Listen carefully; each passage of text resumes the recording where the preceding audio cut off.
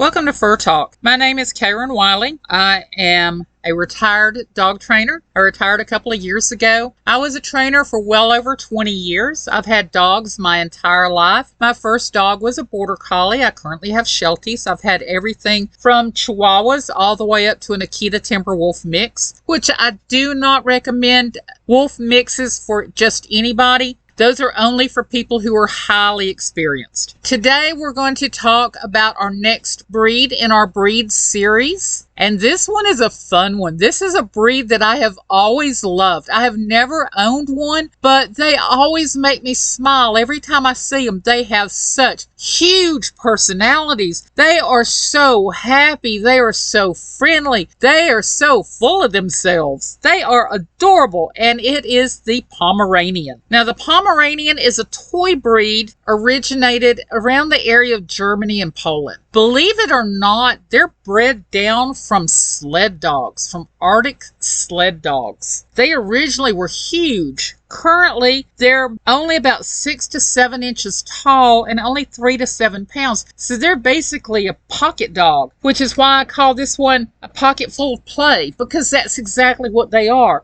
They are small dogs that love to play. If you want a small dog that will fit in a small house or an apartment, that will play with you and keep you company and is happy, loves people, loves other animals, is social, extremely intelligent. These dogs are up there on the intelligence scale. They will learn tricks. They love to do things for their family. This is the breed for you. Now, this is a breed that does need grooming. This breed does need grooming. So with the double coat, you're going to need to make sure you brush your dog daily. And I mean daily. You can keep this breed cut down to a puppy cut, which makes it easier, but they are so adorable with that full coat. These dogs have the typical Spitz tail that curls back over their back, and they just are so full of themselves. They're amazing. They come in different colors: white, black, blue, red, cream, tan, orange, gray shaded, brown. I tried to put a selection of the different colors in the slideshow you're seeing. That way you get a good idea of the different colors. These dogs, typical of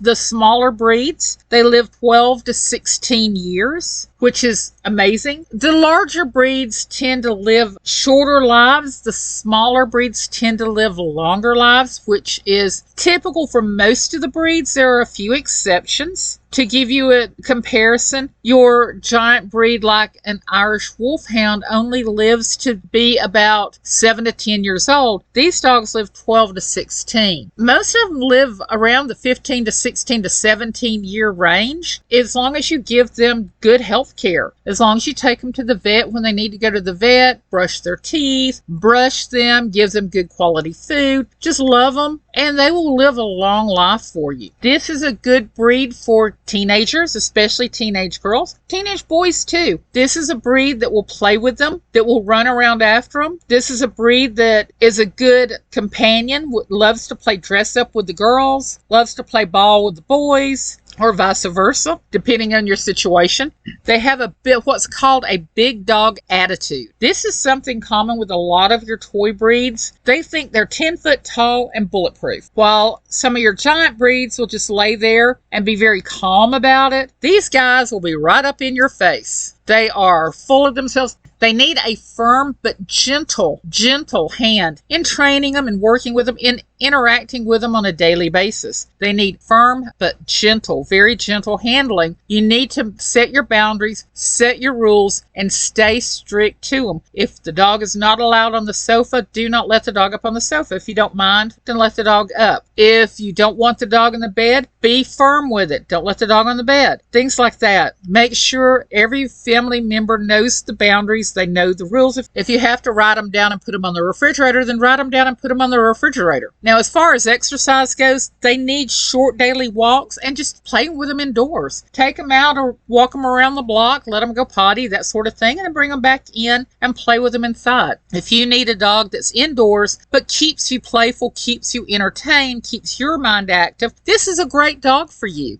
This would be a good dog to do indoor agility with. I'm going to be talking about making agility equipment in a future video, and you can make indoor agility equipment. Just to give you a for instance, take a couple of stacks of books and put a broom handle across it and just have them jump over the broom handle. Very easy little jump there. You can use your imagination on a lot of this. So it's very easy to have a fun little obstacle course through your house that they can run through and you can play with them through. They can play ball. They can do all sorts of things. There are buttons that you see a lot on, I want to say X and Instagram, some on YouTube possibly, where dogs have been taught to push buttons that have words on them and they can spell out sentences and that sort of thing. That would be a great thing for this dog. This dog is very smart and loves to do things indoors, very interactive things, and teaching a dog the words on a board, and I'll see if I can do a video on that one as well, but doing words on a board like that and having them talk to you, then that's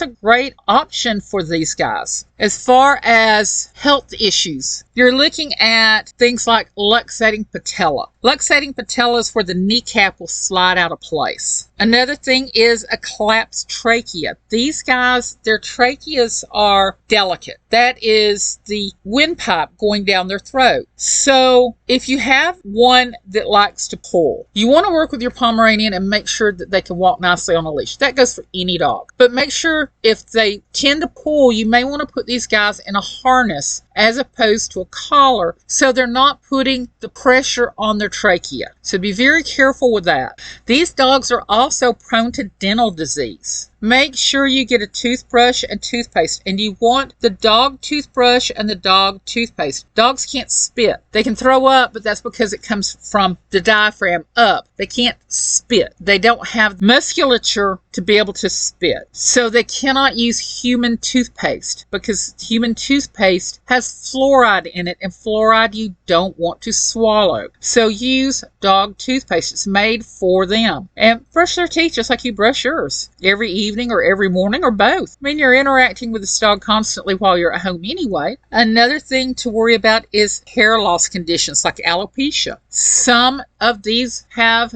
a tendency to have hair loss. It's genetic. Just make sure if you notice you're getting bald spots on your dog, first of all, have your dog check for allergies, for infestations like fleas. And once you make sure that none of the usual suspects are involved, then there may be treatments. I have not, and I will be honest about that, I have not looked into treatments for alopecia because that's not an issue I've ever had to deal with my dogs. I can look into it if anyone would like me to. That can be one of the questions I put to the vet when I go in to talk to my local vet and ask them questions. That's a question I can ask if people are interested in that. So put that in the comments below if that's something you're interested in. Another thing to keep in mind is hypoglycemia. That's a sudden drop in your blood sugar level, and this mostly affects tiny puppies. If you're not a breeder, it's not a big deal. If you're a breeder, you already know about this. When you first bring your puppy home, have some Karo syrup or Nutrical on hand. If you notice up until 10, 12 weeks old, if you notice your puppy is getting sluggish, not just sleepy, but sluggish, and if you ask your breeder, they can explain the difference. If you notice that, put a little bit of the Nutrical or a little bit of the Karo syrup on your finger and have them lick it off. That's going to be a sudden boost in their sugar level, and that's going to bring them out of it, just like you would with a diabetic. A diabetic starts dropping in their blood sugar levels. What do? What do I do? Pop a piece of candy in my mouth or drink a cup of juice. That gives you the sudden sugar boost and brings your levels back up. Same for puppies. Now, once they get older, once they get 10, 12 weeks old, they're able to regulate their blood sugar much better, but it's when they're tiny puppies if you start noticing it. Not always are you going to notice it. It's going to be rare. It's going to be more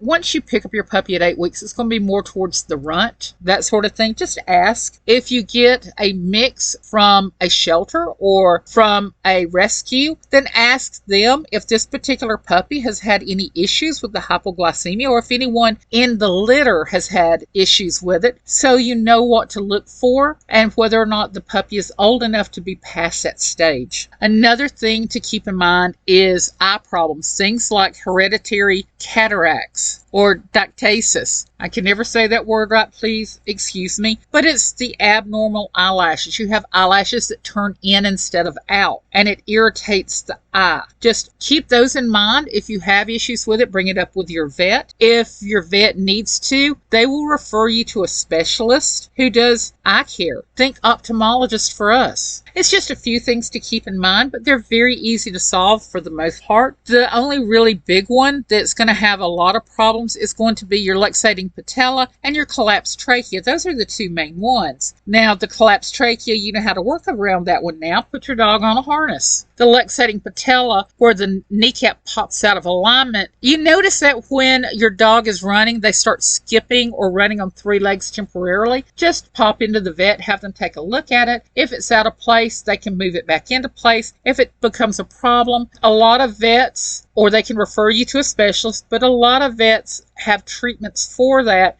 can help out a lot. And there are tests that you can have run on your dog. So that gives you a few things with these dogs. They are really good dogs. I love these dogs. I've never had the opportunity to own one, but I do know that with my breed, the Sheltie, there were several different dogs that go into making the Sheltie, and the Pomeranian is one of them. So if this is something that you're interested in, I am going to put links below to the Pomeranian Club, the national chapter of the Pomeranian Club, and also if I can find a link to it, a link to Pomeranian Rescue. If not, go through the Pomeranian Club website and they can get you in touch with your local rescue and your local Pomeranian breed club. That way, regardless of which way you go, whether you want to go with a breeder for a puppy, an older puppy, a retired adult, or if you want to go through rescue, they can get you in touch with the local rescues. So you have a lot of different options with these guys. This is a wonderful dog to keep in mind. They are cute as a button, as you can see from the pictures above. So have fun with these dogs. And let me pull for the next breed.